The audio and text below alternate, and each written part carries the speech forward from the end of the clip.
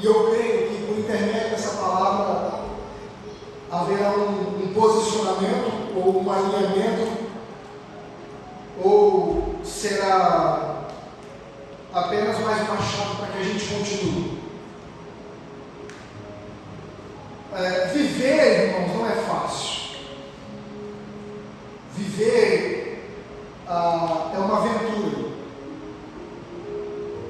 Eu tenho falado nesses dias que ter uma vida, eu não digo qualquer vida, eu digo uma vida, hoje é muito difícil.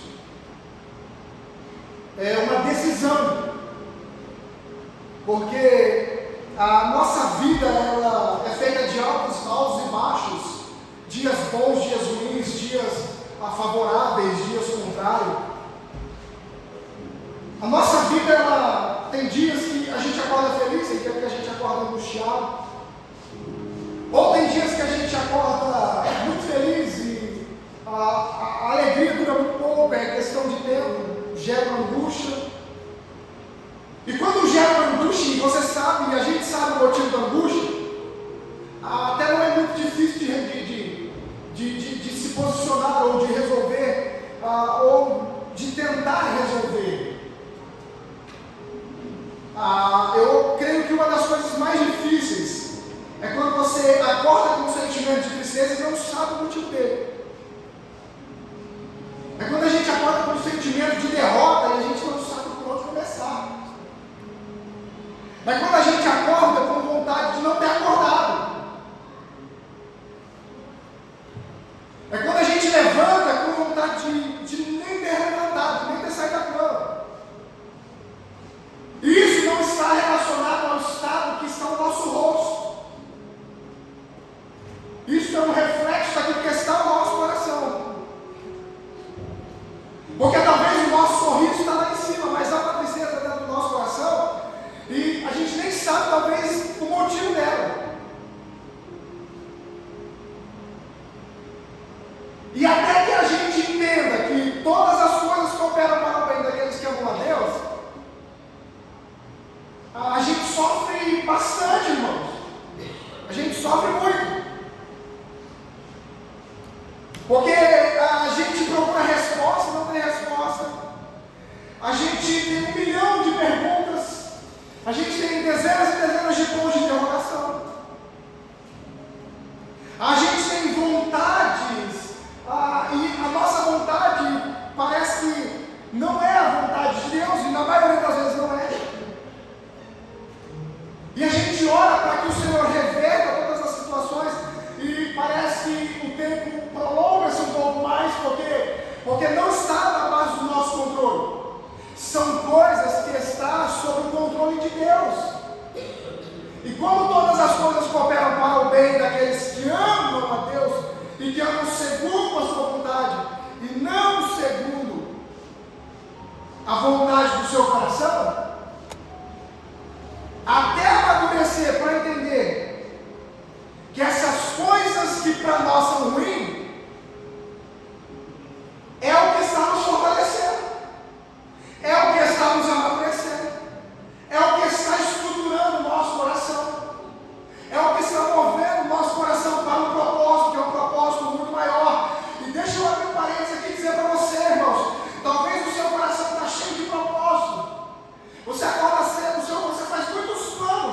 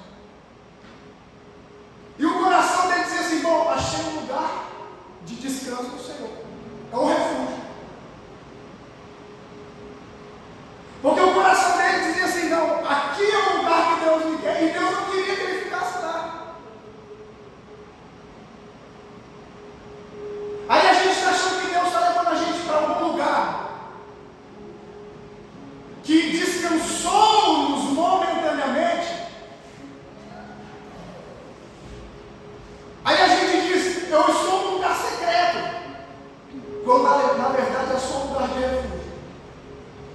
Senhor, eu estou num lugar secreto, eu entrei no secreto. Não, você só entrou num lugar de refúgio.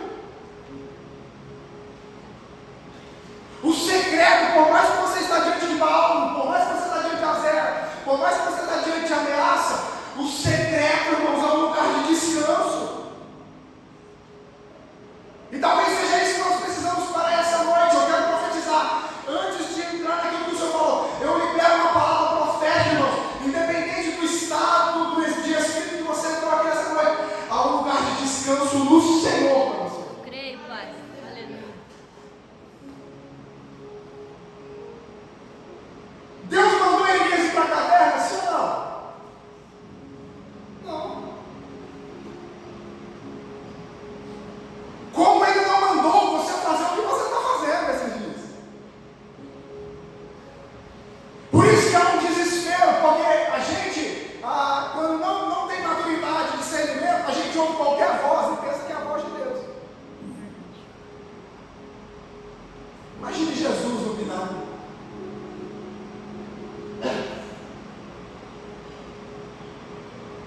Ouvindo a voz do diabo, pode saltar, os anjos darão a ordem a teu respeito. Não. Não. Por isso que o texto que nós lemos de Neemias é uma carta de alguém que está rasgando a alma, que está fazendo um posicionamento anormal, fora do comum. Ele fica sabendo do triste estado de Jerusalém, da sua cidade, por intermédio do seu irmão Hanani.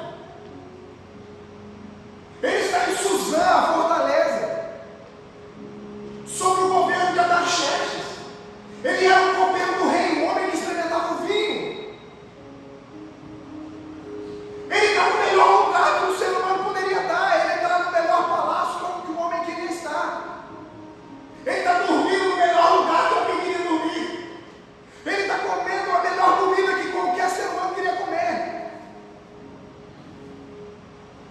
Ele está vestindo as melhores roupas que alguém queria vestir na época, irmãos. Mas alguém fala sobre o triste estado de Jerusalém. Ele está no melhor lugar, mas ele entendeu que os seus irmãos não estavam no lugar favorável. Ele estava dormindo no melhor lugar, mas ele entendeu que o povo de Jerusalém estava dormindo, irmãos, com as suas casas todas destruídas, a cidade toda queimada. Então o coração dele se moveu ao ponto de dizer assim: eu estou no melhor lugar, mas os meus irmãos não estão no lugar favorável. É a visão de um membro que está ligado a um corpo, onde todo o corpo sente a dor de todos os membros. É alguém que está abrindo mão de todo o seu conforto para dizer assim: não é justo eu estar nesse lugar com a melhor comida, com o melhor palácio, com a melhor cama, e os meus irmãos estão passando grande miséria e desprezo. Não é normal, irmãos, você está bem e alguém do seu lado está mal. Não é normal. Não pode fazer sentido para você quando você tem alguma coisa na mesa e alguém não tem. Não pode fazer sentido para você quando você está prosperando e alguém, irmãos, está passando miséria e desprezo. Não faz sentido naquilo que é espiritual. Nós somos um corpo, irmãos, todos os membros precisam sentir. A falta de sensibilidade no corpo, irmãos, a falta de sensibilidade na igreja, a falta de sensibilidade nas pessoas é o que está fechando a porta para elas prosperarem e elas não estão entendendo.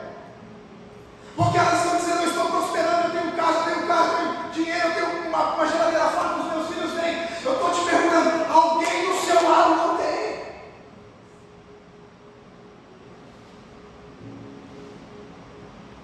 Ele poderia dizer assim: o que eu tenho com isso?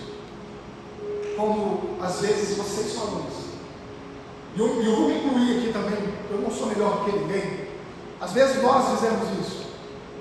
Aí eles estão passando um problema, e aí o que eu tenho com isso?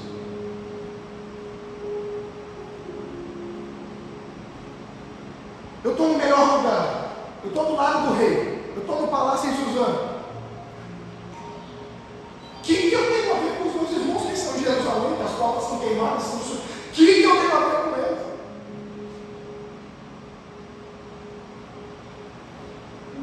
A falta de sensibilidade, irmãos.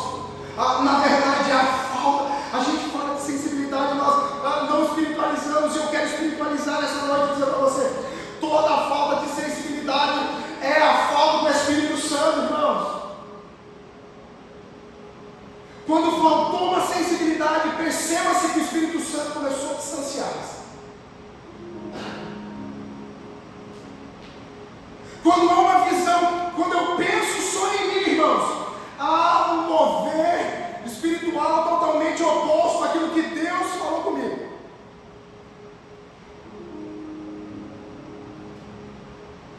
Porque o reino espiritual não está ligado apenas sobre aquilo que é eu, irmãos. Paulo diz que nós somos um corpo.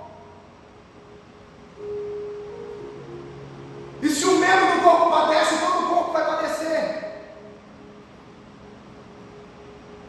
E se o membro do corpo está sofrendo, todo o corpo tem que sofrer. Então eu quero chamar a atenção de vocês nessa noite. Não é sobre isso que eu vou pregar, mas o Espírito Santo força o meu coração a falar isso e dizer para vocês: irmãos, nós precisamos nos sensibilizarmos um pouquinho mais com as pessoas. Nós estamos valorizando coisas, esquecendo de pessoas, irmãos. Parece que as coisas é mais importante do que as pessoas. Parece que o dinheiro é mais importante do que as almas. Parece que entre trocar de carro e tirar a fome de uma casa, a gente prefere montar um carro novo, e as pessoas estão padecendo, o Espírito Santo está nos chamando. Nós precisamos voltar ao primeiro amor, irmãos. Meu Deus. Aleluia. Nós precisamos voltar à igreja primitiva, onde se divide as coisas.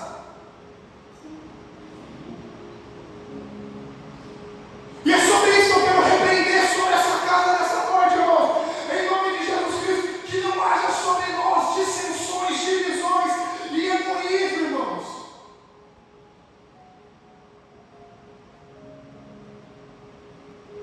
Malaquias diz que o divórcio é o fim da generosidade.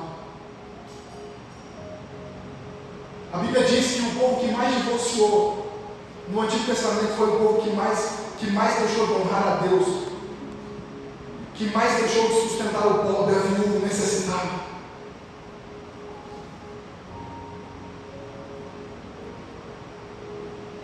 Aí Deus vai te dando as coisas, Deus vai te prosperando, Deus vai te abençoando. Aí você, aí do nada, as coisas começam a sumir. E aí, o que está acontecendo? Aí a gente não sabe o motivo. Eu quero dizer para você, irmãos, a generosidade mantém as portas abertas.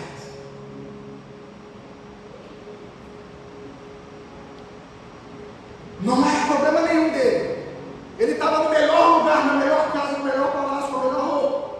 Mas os seus irmãos estavam passando necessidade. Aí o versículo 4 diz assim: e ouvindo eu essas palavras, assentei e chorei. E lamentei por alguns dias, estive jejuando e orando perante Deus do céu. Olha aqui para mim, igreja.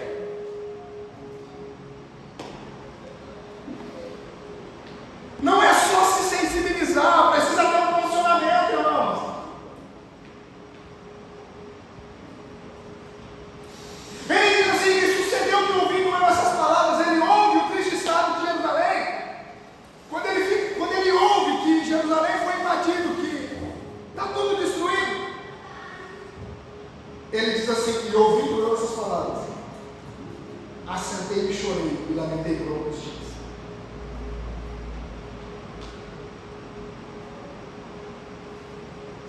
Ele lamentou por alguns dias. Eu pesquisando e lendo, irmãos, e buscando, e eu gosto de detalhes bíblicos. Eu sempre falei isso para vocês.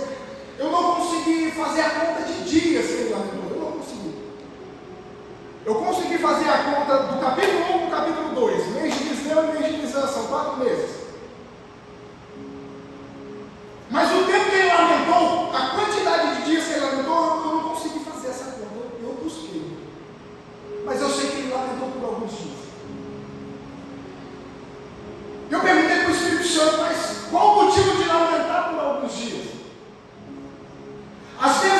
perde nas lamentações, a gente não consegue discernir as coisas.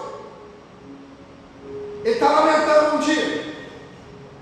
Aí ele está lamentando mais 2 dias, mais 3 dias, vai para o 4º dia. Eu não sei quantos dias que ele lamentou, mas ele ficou lamentando por alguns dias. Só que quando ele vê aqui em Lamentações, olha aqui para mim. E aqui aperta a conta. Quando ele vê que chorar e lamentar não resolveu o problema de Jerusalém,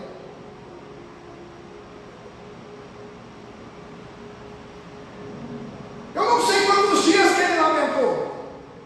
Eu sei que os dias que ele lamentou não resolveu nada. Então, o Espírito Santo fala conosco nessa noite, a gente aprende aqui que ficar lamentando não vai resolver. Tem pessoas que estão lamentando há 1 ano, há 2 meses, há 3 anos, há 6 meses, há 20 dias, eu não sei. Eu não sei a quantidade de dias que ele lamentou, mas eu sei que ele ficou lamentando e ele entendeu que lamentar não resolve. É uma lamentação, irmãos. E ele não só lamentou, ele diz assim, ouvindo essas palavras, eu sentei e chorei. E lamentei. Choro e lamentação não vai mudar nada, presta atenção. Fechar-se no quarto, chorar e lamentar não vai mudar a tua vida. Não vai mudar em nada. Quando ele passa alguns dias chorando, lamentando, e ele não encontra uma resposta, nada mudou, aí ele se posiciona. E ouvindo essas palavras, eu sentei e chorei, lamentei por alguns dias, a lamentação não mudou. O que ele fez? O que ele fez?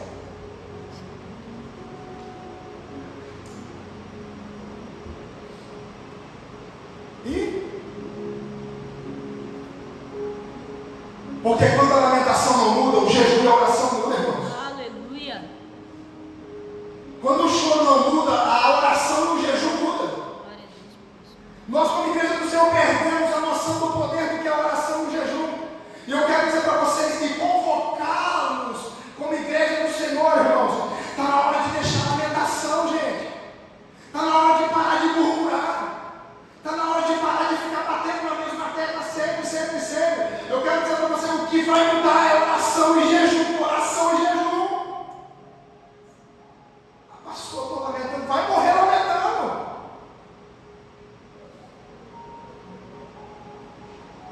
Eu estou tanto tempo chorando e lamentando, irmão, você vai viver a vida lamentando e chorando, mas o que vai mudar é o jejum e a oração, é o teu posicionamento.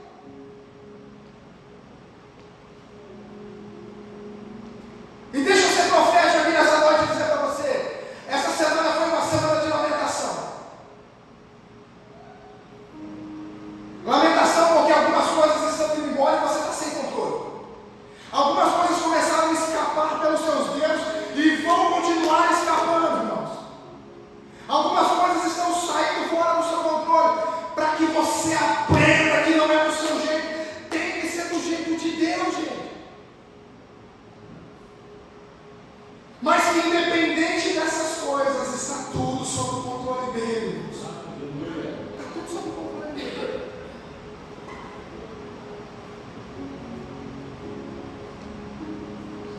Lamentar, irmão, a vida inteira lamentando. Você fala com pessoas, irmãos, eu ando por aí, eu encontro as pessoas, eu estou à paz do Senhor. E aí, como é que está? Está difícil, Irmão, 50 vezes que você encontra elas é do mesmo jeito. Toda vez que você vai dar a paz do Senhor, a pessoa pega na sua mão assim, para fraqueza, irmãos. Eu não sei que espírito é esse, porque está no mundo, irmãos. Está bem, está na glória, está feliz, está alegre, está postando filho.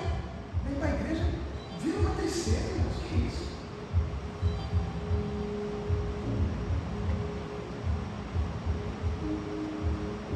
Aí as pessoas falam, não, pastor, tem que tomar cuidado. Tem que tomar cuidado para não formar crente animado, gente. Para não formar menino. Porque o menino é nada diferente do escravo, mesmo sendo o senhor de tudo, ele continua sendo escravo. Tem que tomar cuidado para não criar gente que não quer relacionamento com Deus. Tem que tomar cuidado para não andar com pessoas que não querem uma mudança de vida. E deixa eu dizer uma coisa para vocês, todas as pessoas que andam do seu lado não quiserem mudança caminhar. As pessoas que não querem mudança, elas vão segurar no teu corpo, vai ser um peso. Elas te seguram no calcanhar ao ponto de você não conseguir se mover. Não, pastor, mas eu vou levando até onde eu consigo.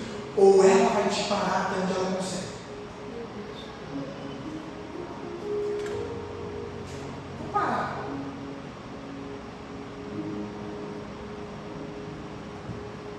O capítulo 2 diz, olha o que o capítulo 2 diz. Quando ele chega diante do rei, depois de 4 meses de oração, e ele não foi de qualquer jeito diante do rei. 4 meses. Ele diz, porém, nunca estivera triste o meu rosto diante dele. Diante de quem? Olha aqui para mim, todos os reis da vida, a maioria deles são uma tipologia de Satanás. São governo de Satanás. A maioria dos reis, se você olhar na Bíblia, são tipologias do diabo. Esse rei é uma tipologia de Cristo. É uma tipologia de Deus, é uma tipologia daquele que está no trono branco. É uma representação dele. Porque ele está cooperando com o processo de restauração. Aí Neemias está dizendo assim, porém, capítulo 2, versículo 1, nunca estivera triste diante dele. Irmãos, olha o que ele está dizendo. Todos esses anos servindo o palácio do rei, nunca. Ele não falou algumas vezes, eu gosto dos detalhes bíblicos que ele expõe a verdade, mas os detalhes. Nunca estivera triste diante do rei. Eu não sei, irmãos. Eu nesses anos pastoreando, eu estou tendo dificuldade de lidar com essas coisas. As pessoas estão no mundo, elas estão com alegria. Chegam diante do rei aqui numa tristeza, gente. Porém, nunca estiver triste diante dele. Está servindo o diabo, está feliz. Está bebendo, está feliz. Está se drogando, está feliz. Está feliz. Vem uma oração, bate uma tristeza. Chega aqui, parece que está morto.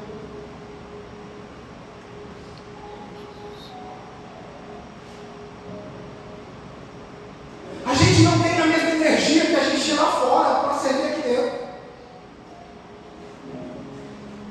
A gente sabe, passava madrugadas, irmãos, em baladas, etc. A gente tem dificuldade de orar 3 horas da manhã.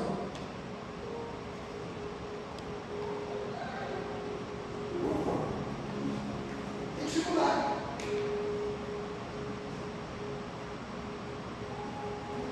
Ele nunca estivera triste diante do rei. E perceba-se que o texto não está mostrando o rosto dele desfigurado.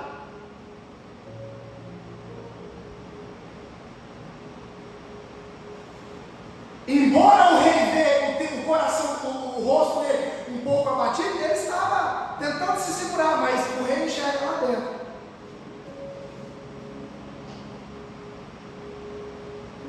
Por isso que o rei diz que aquela tristeza não é uma tristeza, senão uma tristeza de alma, uma tristeza de coração. Porque diante de todos ele estava alegre, mas no fundo o rei enxergava que ele não estava bem. Diante de todos os corridos ele estava lá em cima, mas no fundo o rei olhava lá e dizia assim, teu coração está entristecido. Porque talvez nós não enxergamos, mas o rei enxerga. O rei enxerga. Talvez nós não temos a habilidade de enxergar, o discernimento nos falha. Mas o rei está vendo todas as coisas. A Bíblia diz que os olhos do Senhor, ele passa em todos os lugares. A Bíblia diz que os olhos do Senhor são como chamas de fogo.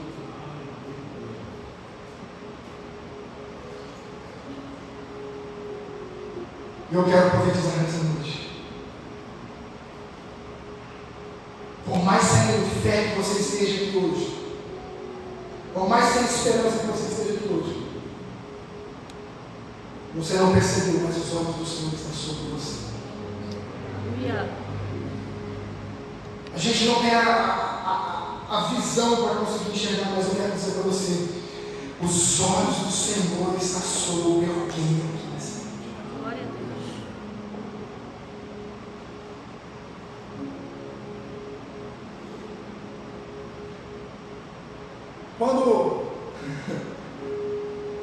Quando o rei olha o coração dele, o rei faz uma pergunta, olhando o coração dele, toda a sinceridade.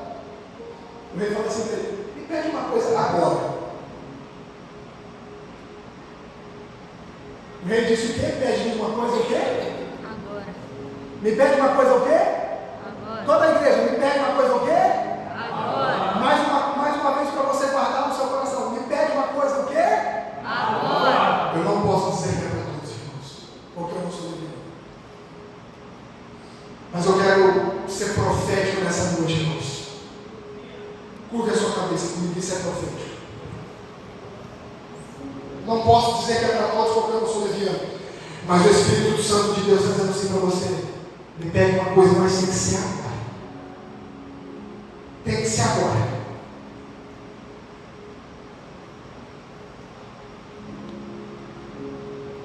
Pede-me uma coisa agora. Pode pedir, irmãos, mas tem que ser fora do seu normal, irmãos. Porque eu estou sendo profético nessa noite. Não são palavras jogadas ao vento, é a palavra de Deus e ela não voltará vazia, irmãos. Aleluia. Pede, mas pede com fé, irmãos. Versículo 4: pede o que quiseres agora. Ele não disse: olha, quando você chegar na sua casa, faça uma oração e peça. Ele não disse: quando você sair desse culto, você vai fazer um pedido. O Espírito Santo está dizendo: pede-me agora. Agora. Tudo aquilo que está fora do seu alcance, o Senhor está dizendo: fala comigo agora. Tudo aquilo que não está ao seu mover, fala comigo agora.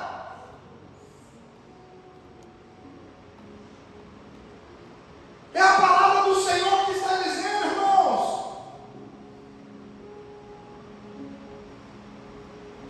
Pede agora. Às vezes no momento da gente orar, a gente está pedindo. Às vezes no momento de adorar, a gente está pedindo. Então a gente está pedindo no momento errado. Eu quero dizer para você, a oração tem tempo para tudo, tem momento para tudo. Tem um tempo que você ora e agradece, tem um tempo que você ora e adora, tem um tempo que você ora e exalta, tem um tempo que você vai orar e pedir, tem um tempo para tudo, irmãos. E essa palavra de agora, irmãos, Deus está dizendo, é um tempo de pedir agora. Agora. Essa palavra vem para você e fala: Senhor, eu preciso que o Senhor fale comigo. O Senhor está falando para você, fala comigo agora. Pede-me agora.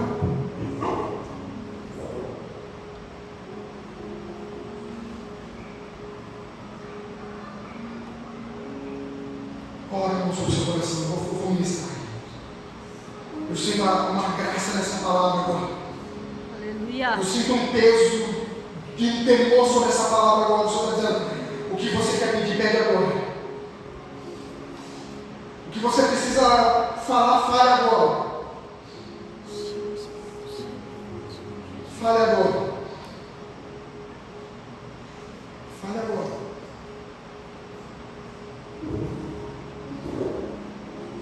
Senhor, os teus filhos estão te pedindo agora, Senhor.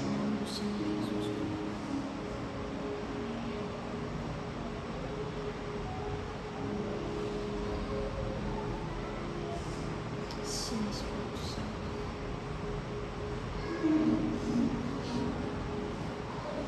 Sim, Espírito Santo. Há uma graça de Deus sobre essa palavra nessa noite, Deus. Porque tem pessoas que entraram aqui nessa noite e disseram assim: o Senhor não está ouvindo mais a minha oração, o Senhor está falando, eu estou te ouvindo agora. Eu estou te ouvindo agora.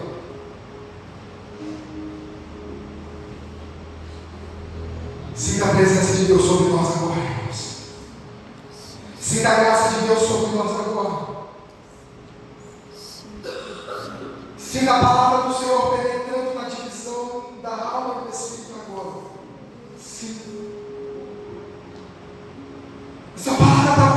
que saiu da sua casa e fez uma oração. Falou, Senhor, eu preciso de uma resposta.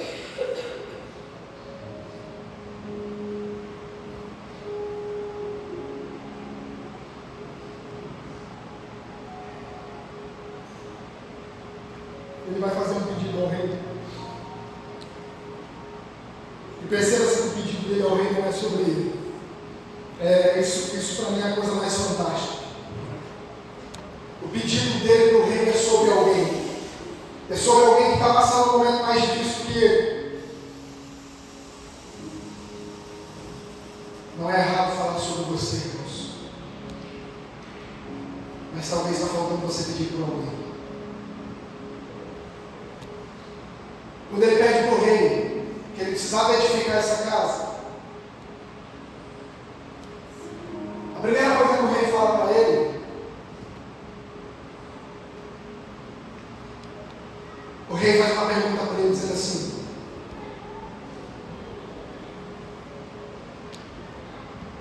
quanto tempo vai durar a sua vida? Quanto tempo você vai voltar? Versículo 6.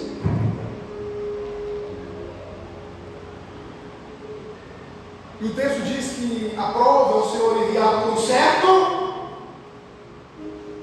Ele ia sair de Suzã para ir restaurar Jerusalém. E o rei diz assim: aprove o rei enviar, apontando um certo. Toda a igreja, um certo? Um certo? Versículo 6. 2:6. Aprova o rei enviar-me, apontando um certo tempo. estava faltando aqui, né? Eu vou ler mais uma vez. Aprova o Senhor enviar-me, apontando um certo Tempo. Por que, irmãos, precisava de um tempo? Por que precisava estipular um tempo? Por que o rei precisa estipular um tempo? Isso para nós não faz sentido, porque nós vivemos como se não houvesse amanhã.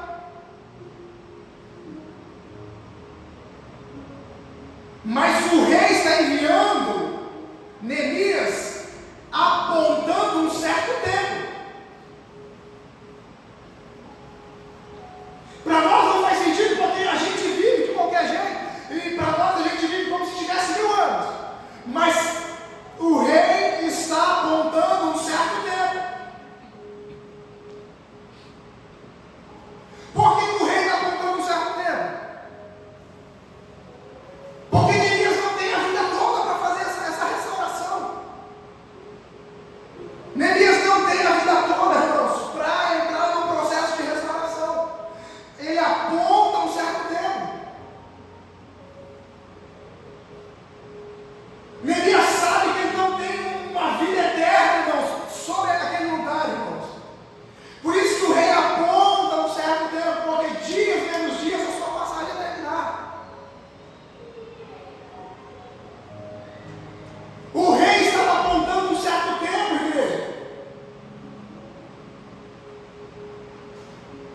E a Bíblia diz sobre o sábio Salomão, dizendo que nós precisamos nos lembrar do nosso Criador nos dias da nossa mocidade, antes que venham os maus dias, porque o tempo passa.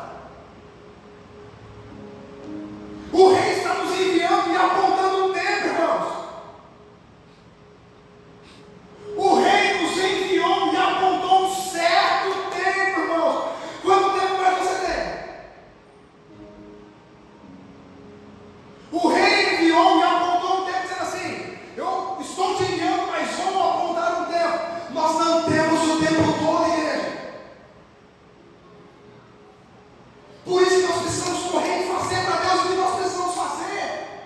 Por isso que nós precisamos correr e trabalhar para Deus o máximo que a gente consegue trabalhar. Porque o rei apontou um certo tempo para nós, irmãos. Dias, menos dias, nós não estaremos mais aqui. E o Senhor está falando com alguém aqui nessa noite. O rei apontou um tempo para você.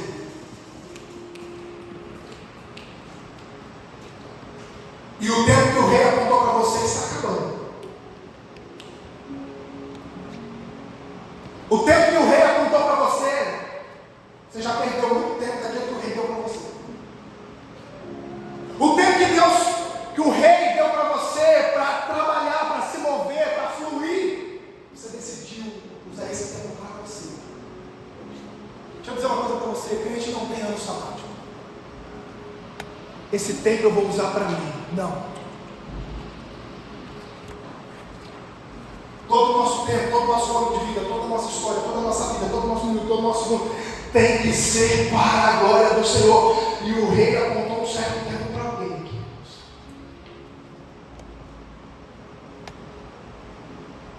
O Senhor apontou um certo tempo não para mim.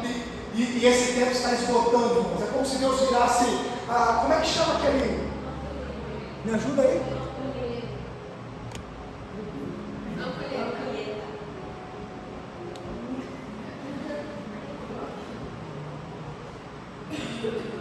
Estamos chegando aos últimos graus de alguém aqui hoje, irmãos. O Senhor está apontando um certo tempo. Está na hora de haver posicionamento. Está na hora de ter um posicionamento. Até hoje você tem a sua vontade. Está na hora de você entender a vontade de Deus sobre você. Até aqui você se posicionou no seu querer. Você trabalhou para você. Você trabalhou para as suas coisas. Você trabalhou para a sua casa. Mas o rei te enviou por um certo tempo, irmãos. E o rei está dizendo para você: o tempo está.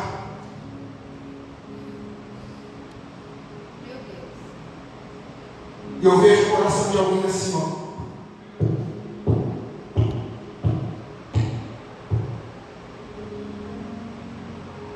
Há um tempo determinado para todas as coisas. Há um tempo de sorrir, há um tempo de chorar. Há um tempo de nascer, mas há um tempo de peregrinos e forasteiros nós somos, diz o apóstolo Pedro. Nós só estamos aqui de passagem. O rei apontou um certo tempo para alguém. O tempo que ele apontou para que a gente trabalhasse no processo de restauração. E perceba-se que o processo de restauração não era apenas sobre Elias, era sobre o tempo que Deus ia usar Elias para alcançar alguém. E Deus está dizendo: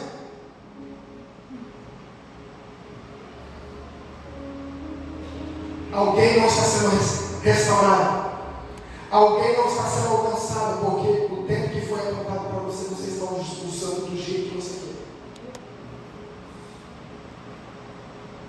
Alguém que era para ser alcançado, não está sendo alcançado por quê? Porque o propósito do rei te enviar, o propósito do rei te salvar, o propósito do rei colocar você nesse lugar, irmão, era para alcançar alguém. Apontando um certo tempo. O tempo foi passando e você não se moveu. O tempo foi passando e você não se posicionou. O tempo foi passando e você continuou do mesmo jeito. O tempo foi passando e parece que você foi dificultando mais as coisas. E o rei está dizendo: eu te enviei apenas apontando um certo tempo. Quanto tempo mais você tem? Quanto tempo mais você tem? Olha como se fosse o Kairos de Deus, se ele estivesse já encerrando o seu tempo. Ou se ele estivesse apontando para você hoje. O que você diria para o Senhor? E eu quero dizer para você que você não precisa dizer nada. Porque tudo que você está fazendo está sendo escrito no livro das obras, que é marca. Todas as vezes que o Senhor quer saber de você, eu estou falando de uma forma figurada, Ele vai lá no livro das obras e diz assim: eu enviei fulano por um certo tempo, deixa eu ver o que ele está fazendo. Eu determinei que ele restaurasse fulano. Eu determinei que ele alcançasse pessoas. Eu determinei que ele pregasse por um tempo. Eu determinei que ele louvasse. Eu determinei, mas o livro das obras está dizendo assim: ele escolheu viver as próprias vontades, ele escolheu perder tempo, ele escolheu viver. E Deus está dizendo: há um tempo determinado para todas as coisas.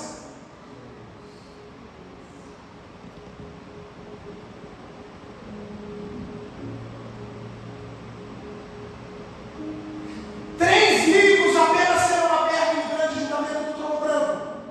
A igreja foi arrebatada. Terminou o Apocalipse. Satanás foi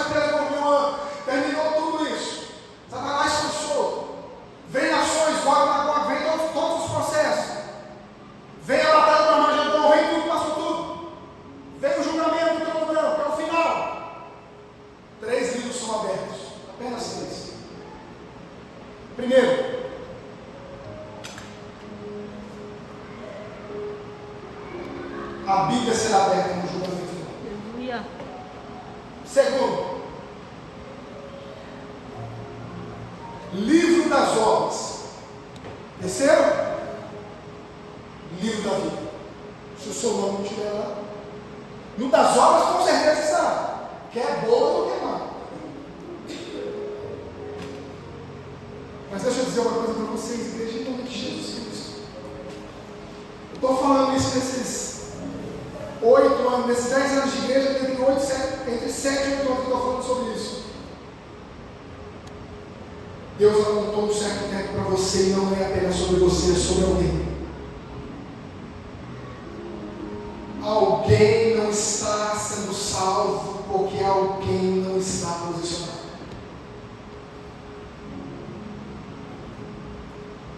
Alguém não está sendo salvo porque alguém não está posicionado.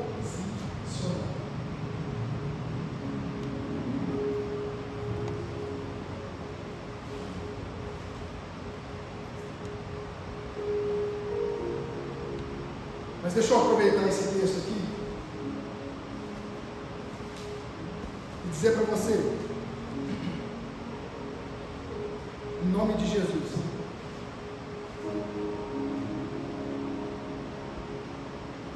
qual foi o certo ponto que o Senhor chegou para você? E mais,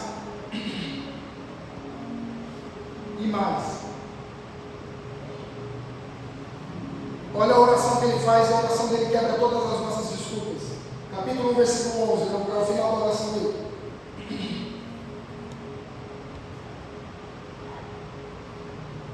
Me dá um pouquinho de retorno aqui, senão você vai ficar sem nada.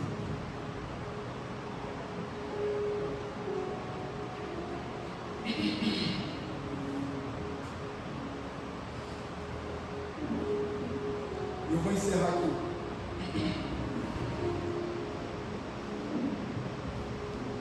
Mas deixa eu dizer outra coisa para você.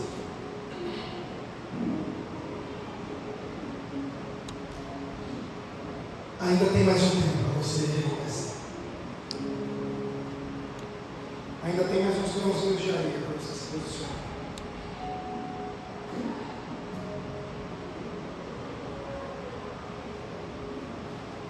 O rei te enviou com o certo.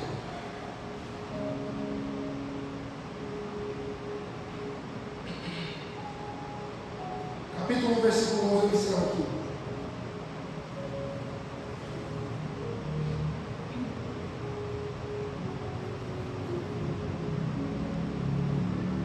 Eu não sei, mas meu coração queima, eu preciso ler esse texto, mas eu sinto que o tempo para alguém está terminando.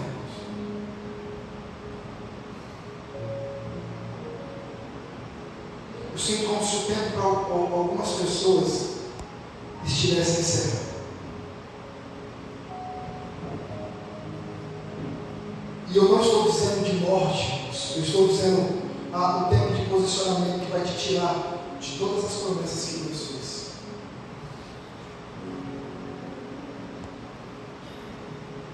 Como se o tempo de Deus estivesse se esgotando para você.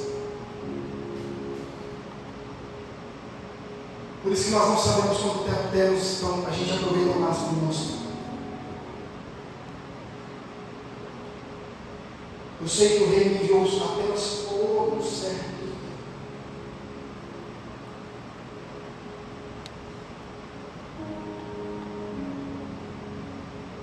E na dependência do Espírito Santo, eu saio de casa com uma vontade de falar sobre vitória aos vocês. Eu saio de casa assim, nossa, eu vou falar só de bênção. Aí vocês pisam na bola também. Se ele se posiciona, eu sou obrigado a falar o que eu sou sem direcionar. Estou aqui brigando com o Espírito Santo para falar essas coisas. Mas há um certo tempo. Eu falo assim, Jesus, não deixa eu falar isso não. Mas se eu não falar, você não vai se posicionar. Mas eu sei que para alguém, muito tempo está aqui no final. Mas que Deus vai dar uma outra oportunidade de fazer isso em nome de Jesus. E vai começar um tempo novo na sua vida a partir de hoje. A partir de agora. A partir de agora.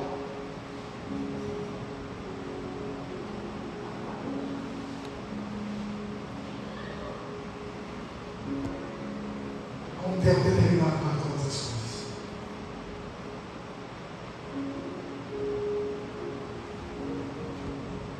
E não tem desculpas, irmãos, pelo que você é, pelo que você foi chamado, o para que Deus te chamou, isso não importa.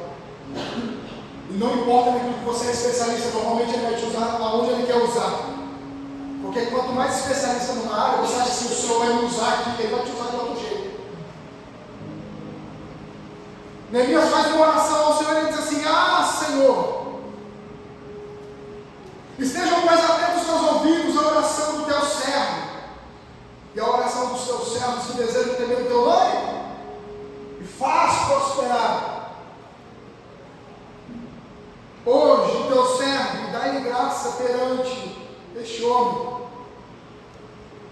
Irmãos, ele faz uma das orações mais poderosas da Bíblia. Você pode ler a oração do capítulo 1 de Neemias. É uma das orações que a gente usa como quebra de maldição, porque ele está confessando o pecado dos seus antepassados. E para você que não crê em maldição herdada, irmãos, tome cuidado. Ela vem grudada sobre o seu calcanhar. Pastor, mas eu estou em Cristo. Você está em Cristo. Mas precisa haver uma quebra. Alguém precisa remir isso. Alguém precisa quebrar isso. Por isso que hoje eu vejo, irmãos, a maioria dos divórcios que a gente trata, o pai foi divorciado, o avô foi divorciado, e vai. A maioria de enfermidade, a enfermidade estava numa enfermidade, passou por outra, e assim vai. Irmãos, olha o histórico da sua casa, olha o histórico da sua família, e leia o livro de Neemias. Quebre isso. Não deixe o que aconteceu no casamento dos seus pais aconteça no seu. Não deixe o que aconteceu na saúde da sua família aconteça na sua saúde. Não deixe, irmãos, que o que aconteceu na vida dos seus antepassados aconteça na sua vida. Precisa na sua.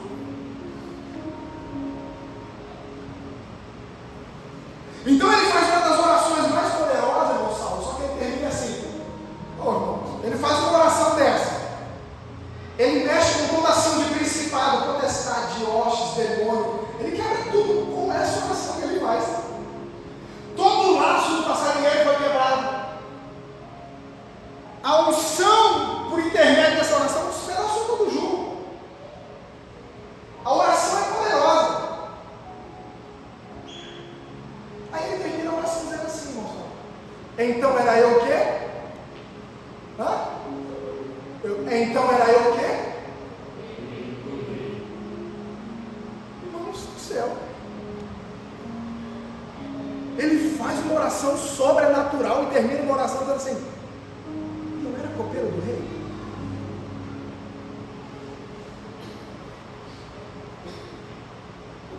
Faz sentido para você? Ele não era pastor, ele não era profeta, ele não era apóstolo, ele não era ungido, irmãos, ele era o copeiro do rei. Mas ele faz uma oração dessa e termina de uma maneira espetacular, irmãos, confessando quem ele era depois de quebrar tudo isso no mundo espiritual. Então era eu copeiro?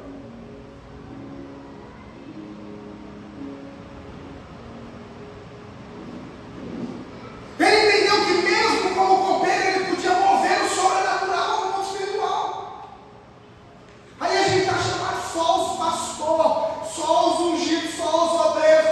Eu quero dizer para você, ele nos deu autoridade para pisar serpente e escorpião. Foi nos dado autoridade, irmãos. O diabo só entra na sua casa se você permitir. Só. E eu te faço uma pergunta: qual era a especialidade desse homem? O que ele era? O que um cara desse vai se envolver em mexer com restauração de Jerusalém? O que ele vai se mover para restaurar Jerusalém? Ele não é pedreiro, não é construtor, não sabe mexer com restauração.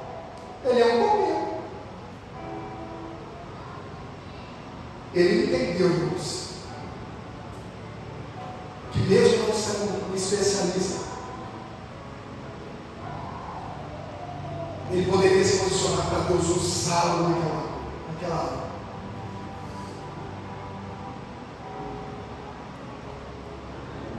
Sabe o que está faltando? A gente se posicionar, não na área que a gente acha que a gente é ou na área que a gente quer, na área que a obra de Deus está precisando. Meu Deus. Ele não se inscreveu em Jerusalém. A hora que restaurar tudo aí, se precisar de um copeiro, eu sou especialista. Precisa do quê? De alguém para sentar tijolo? Eis-me aqui. Precisa de alguém na porta?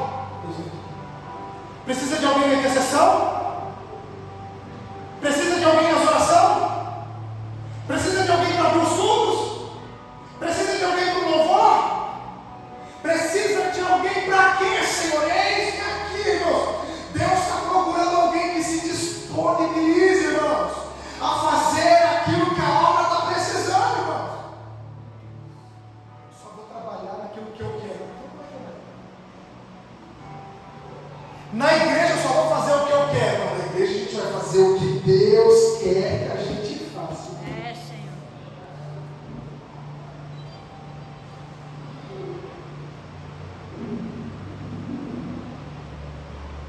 Há uma grande semana vindo pela frente. E Deus está dizendo para você: talvez você seja apenas um copeiro, apenas uma força de expressão. Talvez você seja um copeiro. Mas e se Deus quer usar você para pregar nesses dias? Aleluia. Talvez você seja um copeiro. Se Deus quer usar você para tocar nesses dias. Talvez você seja um copeiro. Se Deus quer usar você para ministrar nesses dias, para interceder nesses dias. Não se assegure aquilo que você acha que você é bom. Porque dentro do reino, nós só somos servos, bom é Ele, irmãos. Aleluia. Nós estamos aqui para servir. Eu, nesses 10 anos de pastor, eu lavo o banheiro até hoje. Eu fico na recepção até hoje. Eu pego os copos que vocês deixam aí, vão embora e não está nem aí, até hoje.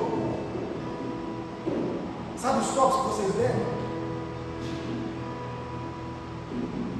E eu fico pensando que às vezes lá na casa de vocês fazem a mesma coisa, então vai deixando lá no chão. Eu pego, irmão, eu chego, eu pego.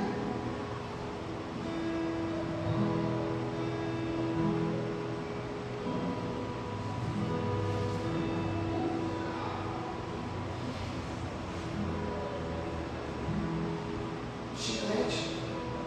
Pega até hoje um chiclete, papel de bala, várias vezes. Como pastor.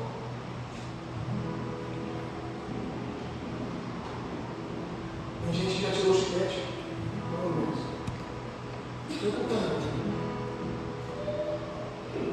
Eu quero te dizer que Deus quer te usar, irmãos.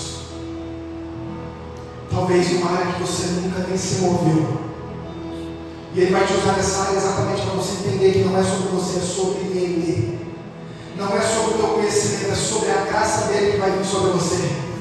Não é sobre aquilo que você está orando e pedindo para Ele. É sobre a unção dele que vai entrar numa área da sua vida e vai mudar a sua casa, vai mudar a sua família, vai mudar o seu ministério. Vai mudar a igreja, irmãos. Vai mudar. Pastor, eu estou disponível. É muito difícil eu ouvir isso. Tudo que eu ouço nesses dias é: pastor, eu estou disposto. Disposto, nós temos 1 milhão de pessoas, a gente não tem pessoas disponíveis. Eu também estou disposto para tanta coisa, às vezes eu estou disponível.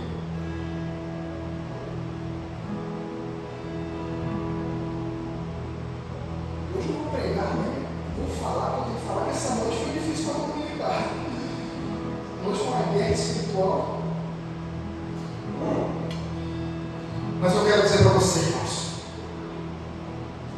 talvez você seja um copeiro do reino. Mas Deus está levantando você para restaurar Jerusalém. Aleluia. Talvez você seja um copeiro, mas Deus vai usar você para restaurar pessoas. Aleluia. Deus vai usar você para restaurar as portas. Deus vai restaurar você para restaurar famílias. Deus vai usar você para restaurar ministérios. Deus quer usar você, mas você precisa se posicionar nessa noite. Deus quer usar você, mas você precisa dar um passo nessa noite. Deus quer usar você, mas você precisa dar um sim, mas um sim verdadeiro nessa noite, Deus.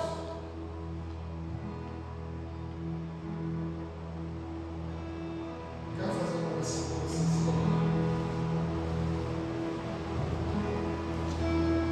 Olha aqui para mim. Eu vou encerrar por aqui. Depois você lê o trabalho na sua casa. Mas Joel, a Bíblia diz que Hanani falou que estava tudo perdido e tudo destruído. Quando Neemias coloca os pés em Jerusalém, ele está com uma palavra no coração. Não tem o que fazer, está tudo destruído. Ele começa a passar o olho na cidade. Ele começa a ver as portas. Ele começa a ver. Porque os seus irmãos disseram: o diabo destruiu tudo, o diabo acabou com tudo, não tem mais jeito, o diabo exterminou tudo lá. Aí, Neemias está com isso no coração. Aí, quando ele pisa no pé lá, irmãos, mesmo com uma visão de copeiro, mas sabendo que Deus ia usar ele para restaurar, ele olha e pensa: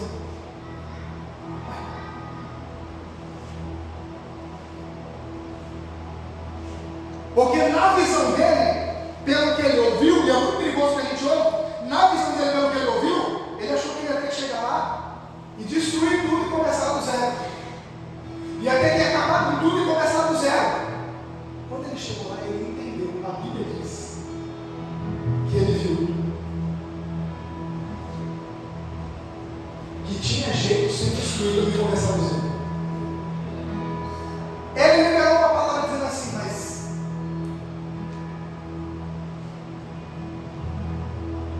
o inimigo só fez algumas brechas, só abriu algumas legalidades nas contas, só abriu umas lacunas. Os seus dados abriram brechas, mas não é o caso de começar do zero. Isso aqui é causa de restauração. Glória a Deus. Causa de Restauração. Os seus irmãos disseram: está tudo destruído, não tem jeito, está acabado. Mas quando Neemias pisou o pé, a visão espiritual dele, que é muito maior, ele disse assim: só que dá para restaurar. Aleluia. Porque na visão de pessoas, talvez não tenha mais jeito, por tudo que você está vivendo, por tudo que você fez, por tudo que você cedeu, por tudo que você decidiu nesses dias. E elas dizem: não tem jeito. Mas quando pisa o homem de Deus, ele olha assim: eu quero profetizar hoje. Você só precisa de uma restauração. Aleluia, Deus. Você só precisa ser restaurado. Não é sobre destruir e começar do zero. O Espírito Santo está dizendo: eu vou começar um processo de restauração em você.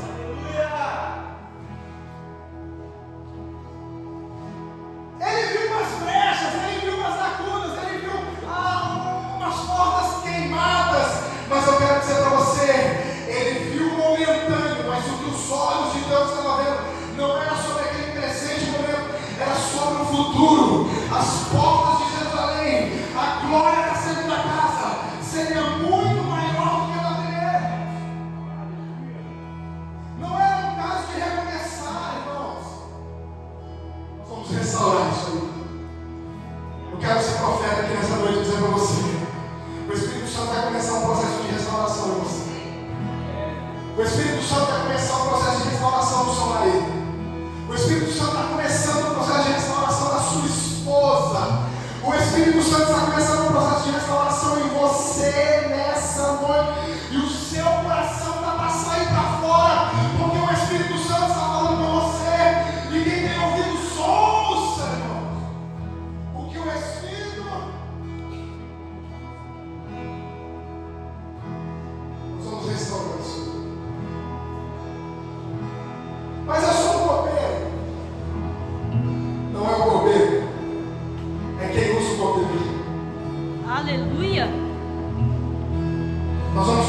ponto de partida a partir de hoje.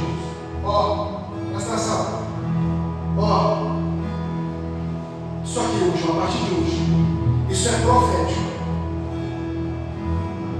Uma nova aliança, um novo tempo, um novo governo, uma nova era, dias novos no Senhor. Para você que se afastou, para você que se perdeu, para você que saiu fora do propósito de Deus, para você que não aceitou Jesus ainda, o Senhor está te chamando para viver isso. Cadê você? Sai do seu lugar, nós vamos orar. Se tiver, senão eu vou orar aqui, eu vou encerrar na minha casa. Mas se tem jeito, é um processo